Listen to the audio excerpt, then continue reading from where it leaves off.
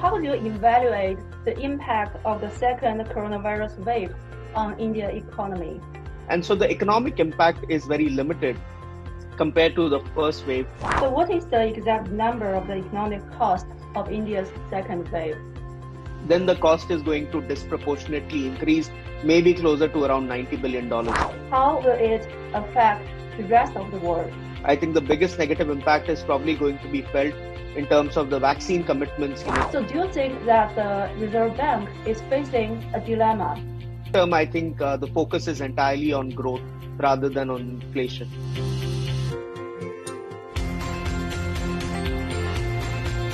好，主持人。印度疫情爆发令全球关注，那么这次印度的疫情究竟对于印度经济会有哪些影响？印度央行的政策又会做出哪些调整？今天我请到一位印度经济学家在线上和我一起来讨论。Online, I will introduce Mr. Rahul Bajoria from Barclays. Mr. Bajoria, thanks for joining me. It's a pleasure. Thanks for having me. Mr. Bajoria, we know that for the past few weeks, India has an average of more than 300,000 new infections daily. So we have seen a lot of pictures, videos from India in China, but I guess many of us have never been to India. So what is the real situation right now in India, and how are you doing? So first of all, we are doing fine. Thankfully, we have the city I'm in Mumbai has seen a pretty steep decline in the number of new cases, and active cases have declined very sharply as well over the last few weeks. But then the situation in the country itself remains reasonably fluid. At the moment, like India is a big country, so we have had, like last year, a bit of moving epicenters where the case count has increased in different parts of the country at different points in time. So there are parts of the country, particularly in southern India, where the case count remains very high. Certain cities are still struggling to provide adequate medical facilities. But it does appear that we are coming close to a peak. In the last few days, we have had more recoveries than new cases, and the positivity rate is also improving. So there are early signs that things are getting slightly better. But then it will still take a few more weeks for the situation to come under complete control. Yes. So how do you evaluate the impact of the second coronavirus wave on India economy? So the first wave was actually, preceded by a very, very stringent lockdown, between the months of April and May. And also, this sort of continued into June. India was actually under a very strict lockdown, which basically prevented the cases from spiking up very dramatically. This time round, the mobility of people has not changed because there's not been a big national lockdown. All the states, the provinces, they are imposing their own restrictions. But then, the learnings from the first lockdown has been there. And so the economic impact is very limited compared to the first wave. But then, the human impact is obviously quite high. So I think it will be more of a shock to the sentiment. The consumer sentiment gets impacted, but the actual economic impact is likely to be only a fraction of what it was last year. The economic impact of the second wave is less than the first wave. In terms of numbers, last year we were estimating that India was losing somewhere around 40% of its economic activity every single week during the lockdown. This year, we think the number is closer to maybe around 7 to 10%. So you can see that there is a fractional impact. It is going to increase, if the case count continues to increase as the lockdowns become more stricter. But right now, the data is not really showing the same kind of an impact that we were seeing last year. Do you worry about there is some long-term impact of the second wave that can be done to the India economy? So there are two questions. One is about sentiment, and the second one is about the impact on households themselves. So the sentiment definitely has been impacted. I think before the second wave began, the Indian economy, like most of other Asian economies, was actually recovering very quickly.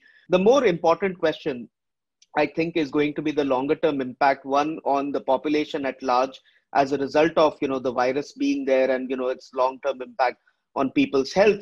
And the second part of it will be, what does this mean for investment activity, for sentiment? Because, that might get impacted from a more medium-term perspective, especially if there's fears of, say, a third wave or a fourth wave building up at a later stage in the coming quarters. Is there other sectors of the economy worries you that maybe have the pressure from the second wave? So the sectors which are being impacted by the second wave are, very much the sectors which were impacted by the first wave. These are your high contact services like travel, transport, tourism. But then, given that bulk of the consumption in the country remains reasonably subsistence level, almost more than 70% of the spending is on items like food, housing, education, healthcare.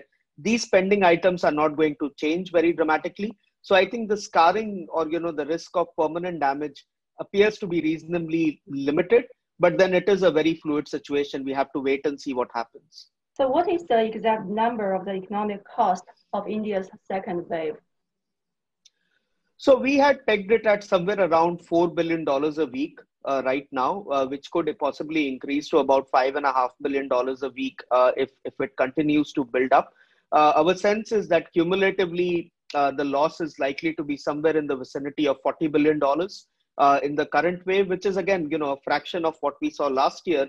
But then the risk is that, if we don't get the pandemic or the second wave in control and it continues until say July or August, then the cost is going to disproportionately increase, maybe closer to around $90 billion, right? Which is not a very large amount. It's about 3% of India's GDP, but it will still mean that the 2021 will become another lost year for us. India is not only a big economy in the world, it is also a big manufacturer. That India is the biggest vaccine maker in the world. It is also the biggest cotton producer and the second biggest steel producer. Also, India is the biggest IT outsourcing country. So many people are wondering, the second wave in India, how will it affect the rest of the world? So the spillovers into the rest of the world appear to be largely concentrated in the vaccine, commitments that India had. So the export of vaccines has definitely slowed down. I think part of the reason is also that India's own imports, in vaccine raw materials, particularly coming in from US, have been impacted by their own vaccination program. And so one of the vaccines like Novavax, which was supposed to be launched, that launch date has been pushed back currently. My sense is that beyond that, there's actually been relatively limited disruption. We have not seen trade numbers get impacted a lot. I mean, the agriculture sector has not been impacted as well. And we are seeing actually reasonably strong demand for both exports and imports. So I think the trade impacts, negative spillovers are likely to be limited. I think the biggest negative impact is probably going to be felt in terms of the vaccine commitments, that were made by Indian companies, which is kind of getting pushed out maybe more towards the third quarter rather than the second quarter. Also, we know that there is an increasing worry about inflation in the world. We also know that India's CPI in March rises to 5.5%, and the CPR target range is 2 to 6%. So 5.5 is already quite close to 6%. But at the same time, the Reserve Bank of India has to control inflation and also boost the economy. So do you think that the Reserve Bank is facing a dilemma? So inflation did come down in the month of April at the margin. We saw domestic food prices come off a little bit. But then I would agree with you that inflation is a medium-term challenge because global commodity prices have been rising. And like China, India also, is a big importer of commodities, particularly energy and a lot of metals and mining products. And so I think inflation is a medium-term threat.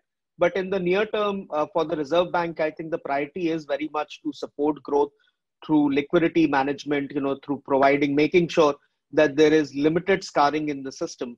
I think once that situation comes under control, you will probably see the Reserve Bank pivoting towards more inflation control. But in the near term, I think the focus is entirely on growth rather than on inflation. So what do you think is a time that the Reserve Bank has to raise interest rate? Our sense is that normalcy will come in central bank policy settings, but it is more likely to be a story in 2022 rather than 2021. IMF said the recent jump in COVID-19 cases in India poses downside risk to the fund's April forecast for 12.5% growth in India's economic output in this fiscal year. And IMF also suggests that it will revisit the forecast in July. So do you have any predictions about the GDP growth in this fiscal year for India? Yeah, so we were at 11%. We have not gone through that number at any point in time, and recently, because of the second wave, we lowered it from 11% to about 10%. I think there is a possibility that the central bank, which is at 10.5%, might also lower their estimates slightly. But I still believe that given the limited impact we are seeing, at least in activity levels, it's unlikely that growth is going to get downgraded very dramatically. So, I would also caution against excessive pessimism and the fact that, the economy was bouncing back before the second wave began. And so once this second wave comes under control, economic activity is likely to normalize reasonably quickly. So we are quite comfortable with our projection of 10% for now. And we think in the most pessimistic scenario, it might go down closer towards 9%, but not below that. Thank you, Mr. Bajoria. Thanks for joining me. It's been a pleasure. 各位电视机前的观众，也感谢您的收看，我们下次再见。